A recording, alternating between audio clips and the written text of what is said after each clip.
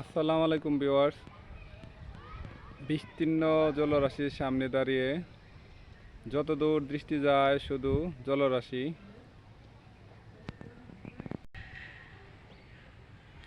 এই অঞ্চলটি এখন যেমন জলরাশিতে ভরপুর, ঠিক শুকনো মৌসুমে এখানে কোনো পানির ছিটেফোঁটা থাকে না।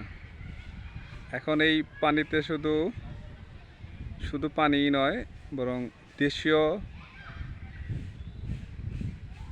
বিভিন্ন প্রজাতির মাছ পাওয়া যায়।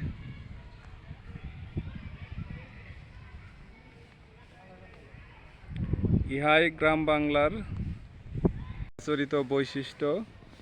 বর্ষায় বিস্তীর্ণ অঞ্চল প্লাবিত হয়ে যায় এবং শুকনোতে তখন আবার ফসলের সমারোহ দেখা যায়।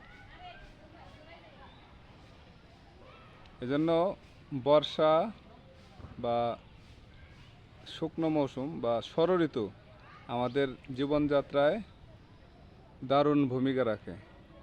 এখন যেমন মাছ চাষ বা মাছ সংগ্রহ এই অঞ্চলের বা এখানকার লোকদের প্রধান কাজ। শীতকালে কৃষিকাজ তখন প্রধান কাজ হয়ে দাঁড়ায়। অর্থাৎ পানি বা শুকনো যে কোনো মৌসুমেই জীবনযাত্রা ভিন্ন রকম ধারণ করে। ইহাই আমাদের ষড়ঋতুর অন্যতম বৈশিষ্ট্য। এই যে সামনে ছোট নৌকো, এই নৌকোর মাধ্যমে আপনি এই জলরাশির এ মাথা থেকে ও মাথা ঘুরে বেড়াতে পারবেন নির্দিষ্ট ভাড়া প্রদান সাপেক্ষে।